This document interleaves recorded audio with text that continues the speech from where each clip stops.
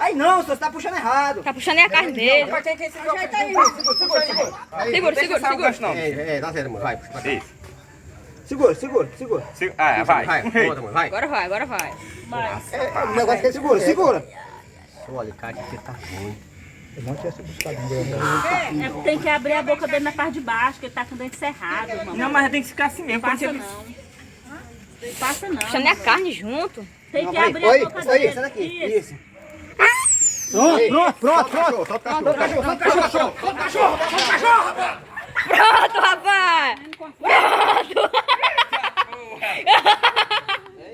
Pronto, rapaz. Pronto, rapaz. Tá bonzinho agora. Era. Bonzinho agora, Scooby. Bonzinho, rapaz. Tirou. Aê, rapaziada. Aê, rapaz. Deu certo. Deu certo, rapaz. Bonzinho agora.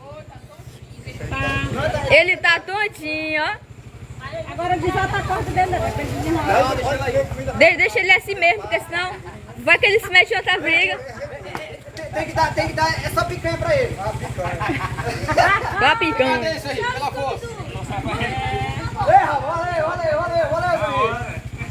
Como é que tu tá? Olha, ó, pai. E pai, Esse facão aí que tá aí tá um veneno, doido. e pai, ele ficou, foi triste com vocês.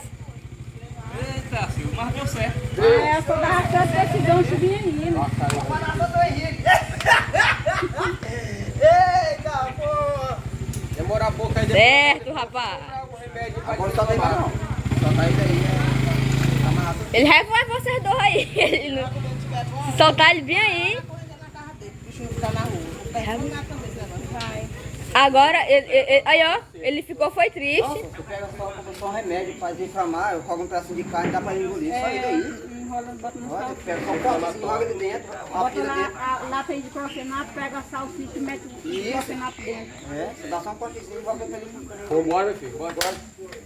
Ixi. Deu Já certo. foi com a estratégia daqui.